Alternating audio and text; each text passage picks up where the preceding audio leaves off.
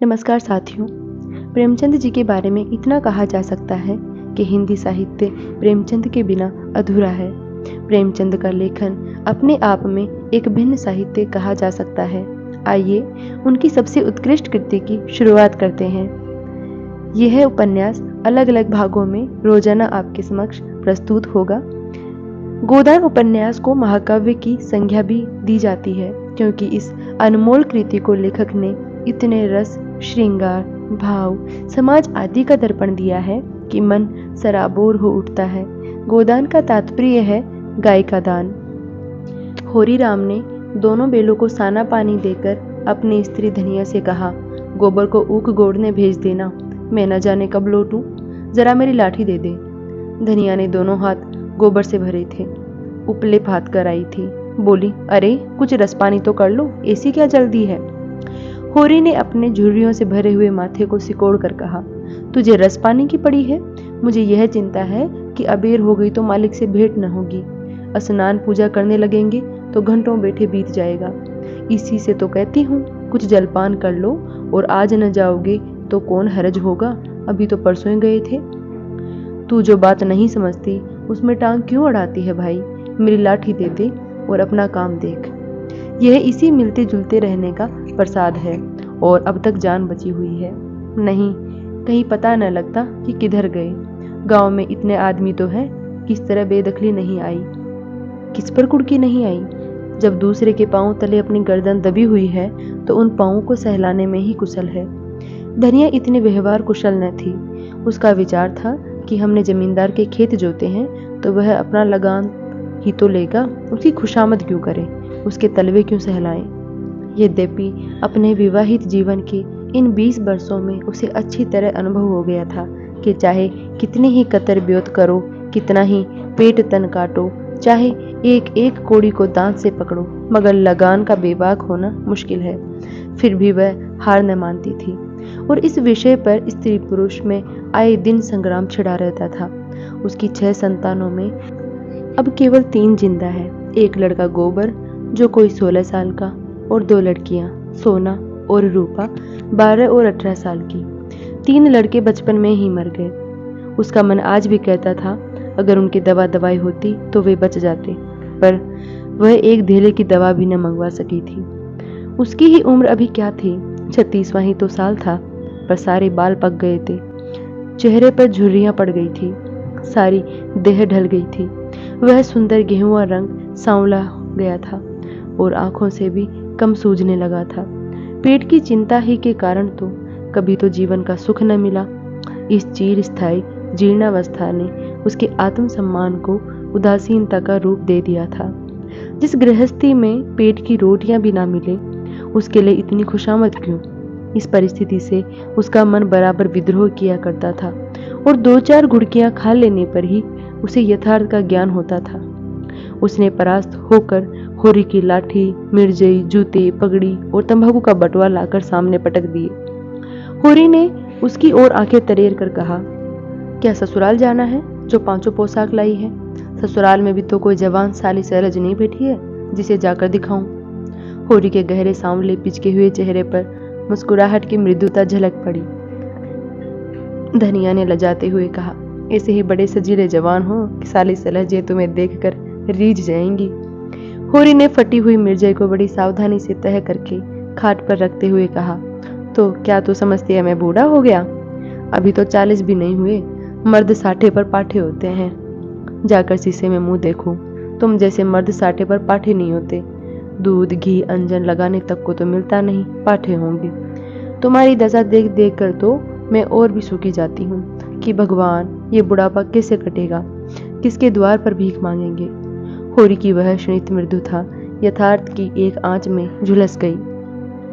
लकड़ी संभालता हुआ बोला, 60 तक पहुंचने की नौबत न आए पाएगी धनिया, इसके पहले ही चल देंगे। धनिया ने तिरस्कार किया, अच्छा रहने दो, मत अशुभ मुंह से निकालो, तुमसे कोई अच्छी बात भी कहे तो लगते हो कोसने। होरी कंधों पर लाठी रखकर घर से निकला तो धनिया द्वार पर खड़ी उसे देर तक देखती रही। उसके इन निराशा भरे शब्दों ने धनिया के चोट खाए हुए हृदय में आतंकमय कंपन सा डाल दिया था। वह जैसे अपने नारित्व के संपूर्ण तप और व्रत से अपने पति को अभयदान दे रही थी। उसके अंतःकरण से जैसे आशीर्वादों का व्यूह सा निकलकर होरी को अपने अंदर छिपाए लेता था। विपन्नता के इस अथाह सागर में सोहाग ही वह तृण था जिसे पकड़े हुए वह सागर को पार कर रही थी। इन असंगत शब्दों ने यथार्थ के निकट होने पर भी मानो झटका देकर उसके हाथ से वह तिनके का सहारा छीन लेना चाहा, बल्कि यथार्थ के निकट होने के कारण ही उसमें इतनी वेदना शक्ति आ गई थी। काना कहने से काने को जो दुख होता है वह क्या दो आंखें वाले आदमी को हो सकता है। होरी कदम बढ़ाए चला जाता था। पगडंडी के दोनों ओर ऊख के पौधों की लहराती हुई हरियाली देखकर उसके मन में कहा, भगवान कहीं गौ से बरखा कर दे और डांडी भी सुभीते से रहे तो एक गाय जरूर लेगा। देसी गायें तो न दूध दे न उनके बछुए ही किसी काम के हों। बहुत हुआ तो तेली के कोलू में चले, नहीं वह पछाए गाय लेगा, उसकी खूब सेवा करेगा। कुछ नहीं तो 4-5 सेर दूध होगा। गोबर दूध के लिए तरस रह जाता है। इस उम्र में न खाया पिया तो फिर कब खाएगा। साल भर भी दूध पी ले तो देखने लायक हो जाए। बछवे भी अच्छे बेल निकलेंगे। 200 से कम की गोई न होगी। फिर गौ से ही तो द्वार की शोभा है। सवेरे सवेरे गौ के दर्शन हो जाए तो क्या कहना। न जाने कब ये साध पूरी होगी, कब वह शुभ दिन आएगा। हर एक गृहस्थ की भांति होरी के मन में भी गौ की लालसा चिरकाल से संचित चली आती थी। यही उसके जीवन का सबसे बड़ा स्वप्न, सबसे बड़ी साध थी।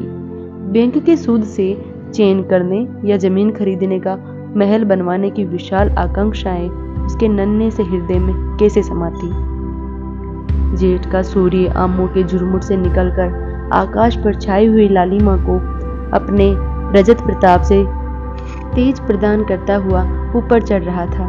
हवा में गर्मी आने लगी थी। दोनों ओर खेतों में काम करने वाले किसान उसे देखकर राम राम करते और सम्मान भाव से चिल्म पीने का निमंत्रण देते थे। पर होरी को इतना अवकाश कहाँ था।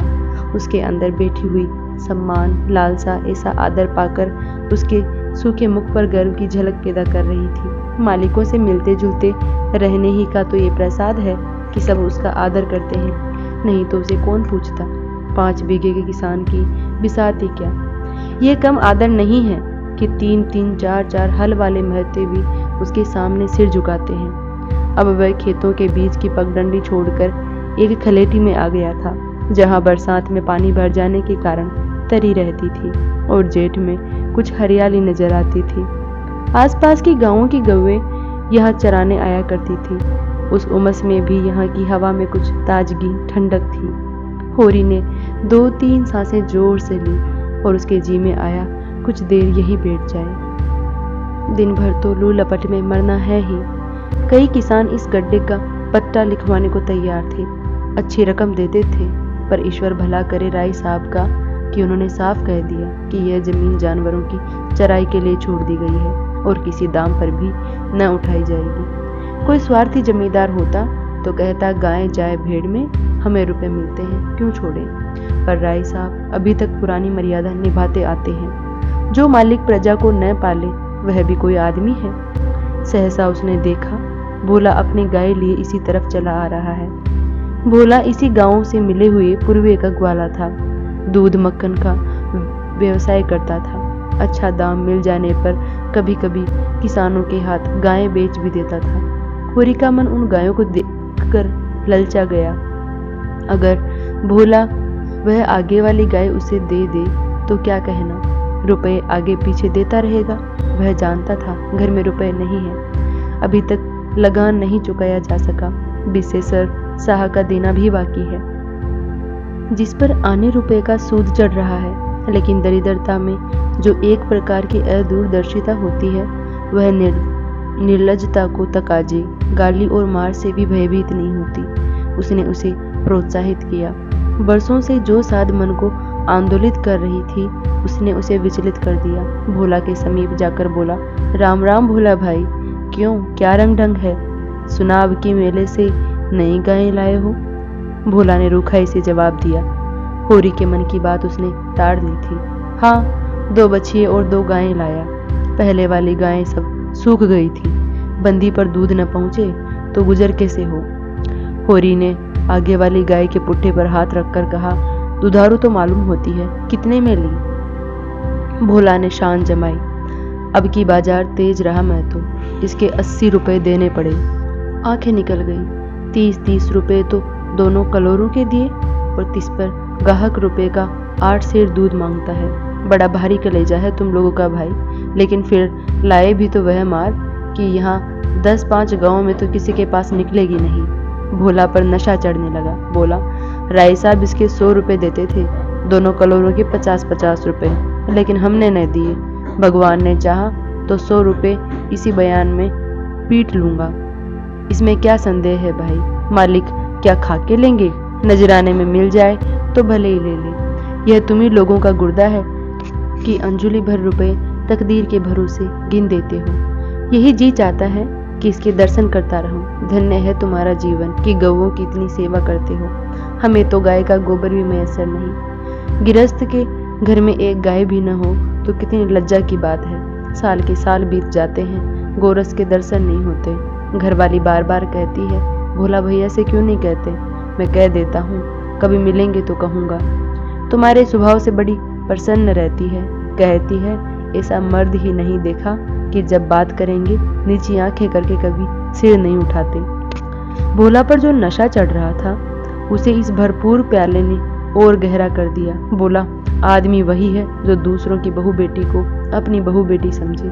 जो दुष्ट किसी मेहरिया की ओर ताके उसे गोली मार देना चाहिए।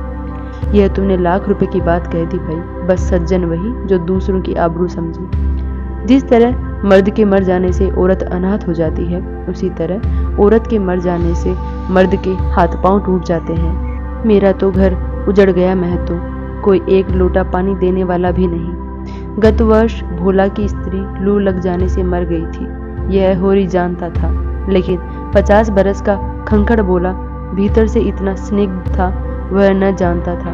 स्त्री की लालसा उसकी आंखों में सजल हो गई थी।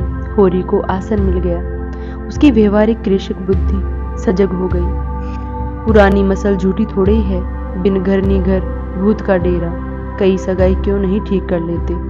ताक में हूं मैं तो, पर कोई जल्दी फंसता नहीं। 150 खर्च करने को भी तैयार हूँ, जैसी भगवान की इच्छा। अब मैं भी फिराक में रहूंगा। भगवान चाहेंगे तो जल्दी घर बस जाएगा। बस यही समझ लो कि उभर जाऊंगा भैया। घर में खाने को भगवान का दिया बहुत है। 4 पसेरी रोज दूध होता है, लेकिन किस काम का। मेरे ससुराल में एक मेहरिया है, 3-4 साल हुए उसका आदमी उसे छोड़कर कलकत्ते चला गया। बेचारी पिसाई करके गुजारा कर रही है। बाल बच्चे भी कोई नहीं। देखने सुनने में अच्छी है, बस लक्ष्मी समझ लो। भोला का सिकड़ा हुआ चेहरा जैसे चिकना गया। आशा में कितनी सुधा है। बोला, अब तो तुम्हारा ही आसरा है। मैं तो छुट्टी हो तो चलो एक दिन देख आए। मैं ठीक ठाक करके तब तुमसे कहूँगा। बहुत उतावली करने से भी काम बिगड़ जाता है। जब तुम्हारी इच्छा हो तब चलो। उतावली काहे की? इस कबरी पर मन ललचाया हो तो ले लो। यह गाय मेरे मान की नहीं है दादा। मैं तुम्हें नुकसान नहीं पहुंचाना चाहता। अपना धर्म ये नहीं है कि मित्रों का गला दबाएं। जैसे इतने दिन बीते हैं और भी बीत जाएंगे। तुम तो ऐसी बातें करते हो होरी, जैसे हम तुम 2 हैं। तुम गाय ले जाओ, दाम जो चाहे दे देना। जैसे मेरे घर रही वैसे तुम्हारे घर रही। 80 रुपए में ली थी, तुम 80 रुपए ही दे देना। जाओ। लेकिन मेरे पास नगद नहीं है दादा, समझ लो। तो तुमसे नगद मांगता कौन है भाई? होरी की छाती गज भर की हो गई। 80 रुपए में गाय महंगी न थी। ऐसा हाल डील डोल, दोनों जून में 6-7 सेर दूध, सीधी एसी की बच्चा भी दूल्हे। इसका तो एक बाछा 100 का होगा। द्वार पर बंधेगी तो द्वार की शोभा बढ़ जाएगी। उसे अभी कोई 400 रुपए देने थे, लेकिन उधार को वह एक तरह से मुफ्त समझता था। कहीं बोला कि सगाई ठीक हो गई तो 2 साल तो वह बोलेगा भी नहीं। सगाई न भी हुई तो होरी का क्या बिगड़ता है। यही तो होगा कि भोला बार बार तकादा करने आएगा, बिगड़ेगा, गालियां देगा। लेकिन होरी को इसकी ज्यादा शर्म न थी। वह व्यवहार का आदी था। कृषक के जीवन का तो ये प्रसाद है। भोला के साथ वह छल कर रहा था। यह व्यापार उसकी मर्यादा के अनुकूल न था। अब भी लेन देन में उसके लिए लिखा पढ़ी होने और न होने में कोई अंतर न था। सूखे बूढ़े की विपदाएं उसके मन को भीरू बनाए रहती थी। ईश्वर का रुद्र रूप सदैव उसके सामने रहता था, पर यह छल उसकी नीति में छल न था, यह केवल स्वार्थ सिद्धि थी और कोई बुरी बात न थी। इस तरह का छल तो वह दिन रात करता रहता था। घर में 2-4 रुपए पड़े रहने पर भी महाजन के सामने कसमें खा जाता था कि 1 पाई भी नहीं है। सन को कुछ गीला कर देना और रुई के कुछ बिनोले भर देना उसकी नीति में जायज था। यहाँ तो केवल स्वार्थ न था, थोड़ा सा मनोरंजन भी था। बुड्ढों का बुड़भस हास्यास्पद वस्तु है और ऐसे बुड्ढों से अगर कुछ ऐंठ भी लिया जाए तो कोई दोष पाप नहीं। भोला ने गाय की पघिया होरी के हाथ में देते हुए कहा, ले जाओ महतो, तुम भी क्या याद करोगे, ब्याते ही 6 सेर दूध लेना, चलो मैं तुम्हारे घर तक पहुंचा दूं।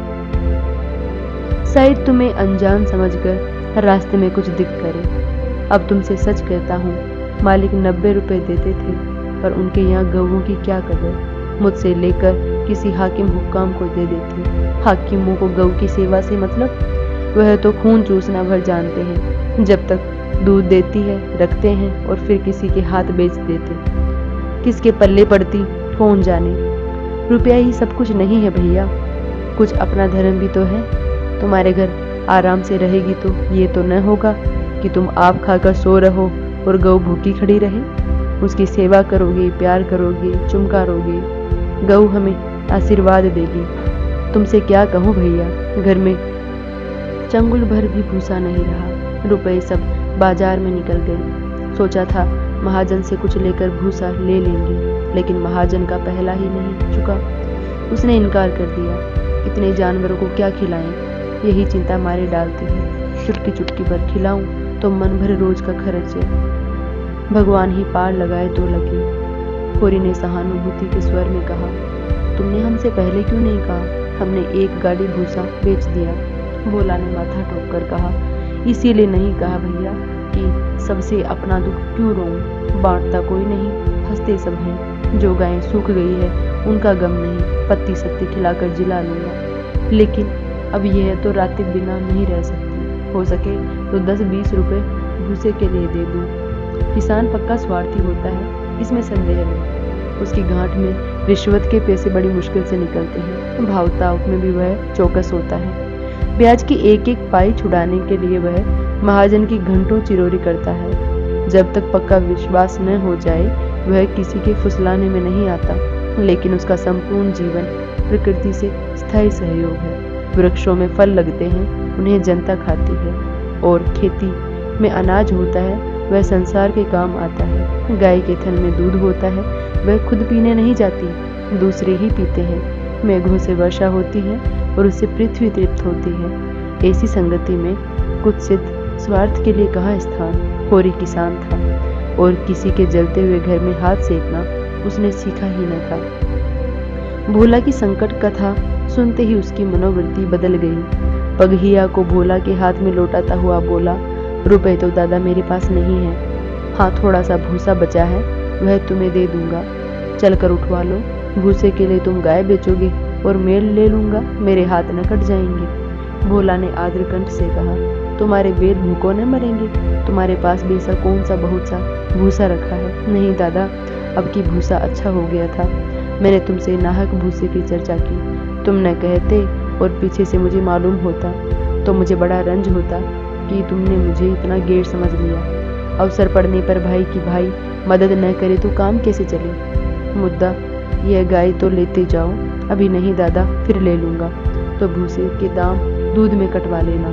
होरी ने दुखित स्वर में कहा, दाम कोड़ी की इसमें कौन बात है दादा, मैं 1-2 जून तुम्हारे घर खा लूं तो तुम मुझसे दाम मांगोगे, लेकिन तुम्हारे बेल भूखों मरेंगे कि नहीं। भगवान कोई न कोई सबील निकाल ही देंगे। आषाढ़ सिर पर है, कड़वी बो दूंगा, मगर ये गाय तुम्हारी हो गई, जिस दिन इच्छा हो आकर ले जाना। किसी भाई का लीलाम पर चढ़ा हुआ बेल लेने में जो पाप है वह इस समय तुम्हारी गाय लेने में है। होरी की बाल की खाल निकालने की शक्ति होती तो वह खुशी से गाय लेकर घर की राह लेता। भोला जब नकद रुपए नहीं मांगता तो स्पष्ट था कि वह भूसे के लिए गाय नहीं बेच रहा है, लेकिन इसका कुछ और आशय है। लेकिन जैसे पत्तों के खड़कने पर घोड़ा अकारण ही ठिठक जाता है, और मारने पर भी आगे कदम नहीं उठाता, वही दशा होरी की थी। संकट की चीज लेना पाप है, यह बात जन्म जन्मांतरों से उसकी आत्मा का अंश बन गई थी। भोला ने गदगद कंठ से कहा, तो किसी को भेज दूं भूसे के लिए? होरी ने जवाब दिया, अभी मैं राय साहब की ड्यूटी पर जा रहा हूँ, वहां से घड़ी भर में लौटूंगा, तभी किसी को भेजना। भोला की आंखों में आंसू भर आए। बोला, तुमने आज मुझे उबार लिया होरी भाई। मुझे अब मालूम हुआ कि मैं संसार में अकेला नहीं हूँ, मेरा भी कोई ही तू है। एक क्षण के बाद उसने फिर कहा, उस बात को भूल न जाना। होरी आगे बढ़ा तो उसका चित्त प्रसन्न था, मन में एक विचित्र स्फूर्ति हो रही थी। क्या हुआ? 10-5 मन भूसा चला जाएगा। बेचारे को संकट में पड़कर अपनी गाय तो न बेचनी पड़ेगी। जब मेरे पास चारा हो जाएगा तब गाय खोल लाऊंगा। भगवान करे मुझे कोई मेहरिया मिल जाए, फिर तो कोई बात ही नहीं। उसने पीछे फिर कर देखा। कबरी गाय पूछ से मक्खियाँ उड़ाती, सिर हिलाती, मस्तानी मंद गति से झूमती चली जाती थी, जैसे बांधियों के बीच में कोई रानी हो। कैसा शुभ होगा वह दिन जब यह कामधेनु उसके द्वार पर बंधेगी। आज के अध्याय में इतना ही। अगला अध्याय अगले दिन। धन्यवाद साथियों।